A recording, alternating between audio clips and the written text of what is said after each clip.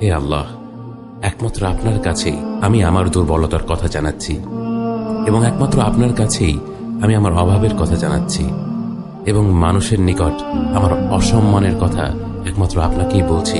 হে আরহামার রাহিমিন, আপনিই তো প্রতিটি দুর্বল ব্যক্তির রব, এবং আপনিই আমার রব। আপনি কার কাছে আমাকে ছেড়ে দিলেন? এমন অচেনা মানুষদের কাছে যারা আমার ক্ষতি করতে চায়, নাকি এমন শত্রুর কাছে যাকে আপনি আমার চেয়ে অধিক শক্তি দিয়েছেন? হে আল্লাহ, যদি আপনি আমার উপর রাগ না করে থাকেন তাহলে এর কিছুতে আমার কিছু আসে যায় না, কিন্তু আপনার আশ্রয় পেলে আমার পরিস্থিতি আরেকটু সহনীয় হবে।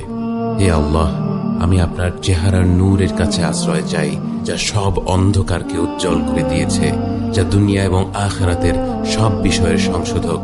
আল্লাহ, আপনার রাগ এবং অসন্তুষ্টি থেকে আমি রেহাই চাই। আল্লাহ, এসব